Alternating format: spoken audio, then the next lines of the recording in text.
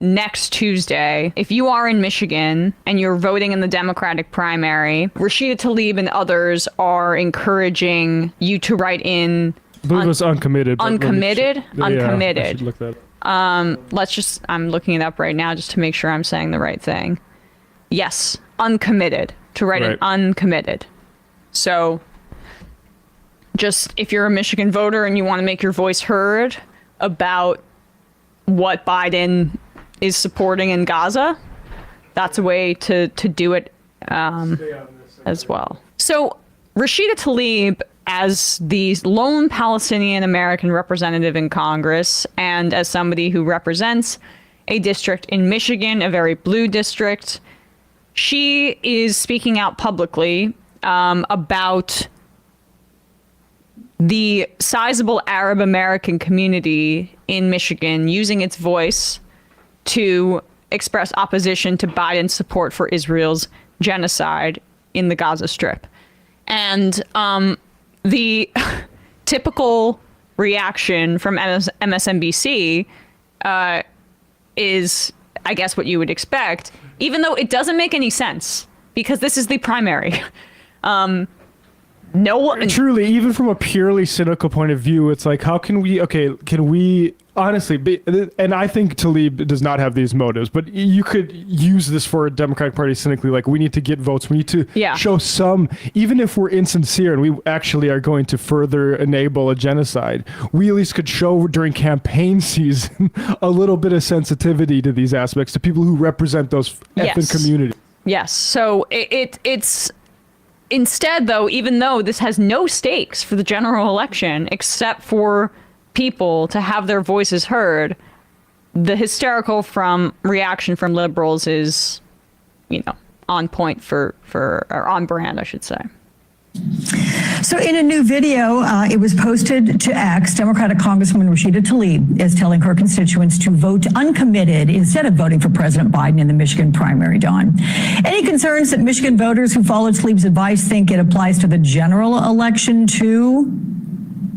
No, well, yes, because you're talking to a voter who's not extraordinarily informed, and there might be some confusion there. But let's talk about how the realities of politics works in Washington, D.C. So yesterday, we had the professor on, and I'm so sorry, I'm blanking on how to say his last name. Akalamat. We had Professor Abdul Akalamat on yesterday, who spoke about, in his work in promoting Black studies, how Black people don't get to be the protagonists in their own story in history, in the history of this country. And in many ways, they are depicted as deficient or unable to be reasonable in the way that those in the mainstream are. And that kind of racist analysis is being applied to Arab Americans in this instance, that they're low information, uneducated voters who might confuse the primary with the general election.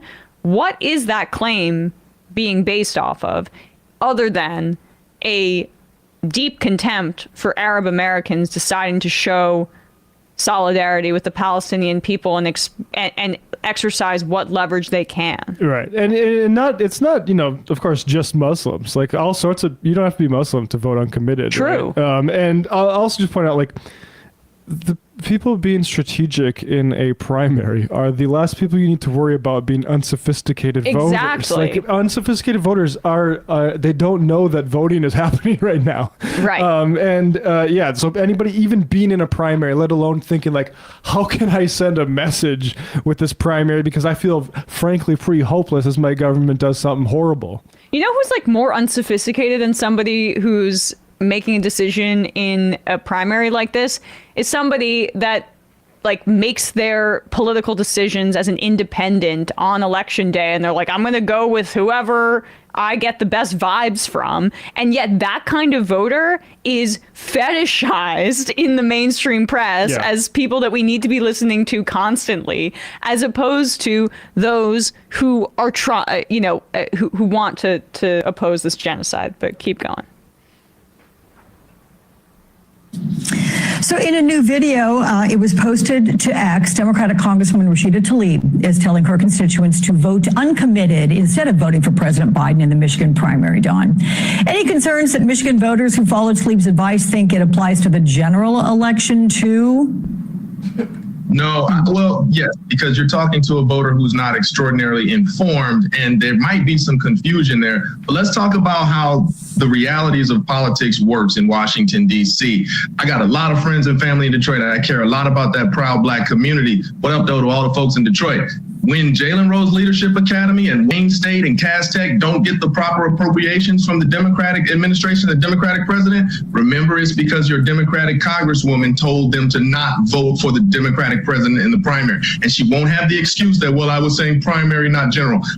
You don't slap the president in the face and then expect to be treated as a member of the caucus in good standing. And so Rashida. Yeah. Mr. Joe Manchin. Well, yeah, that's the point. That's the point. Joe Manchin is going around parading how he's undecided, and is still a United States senator at this point. Yeah. We have video of that as well, but I wish I knew who that was actually.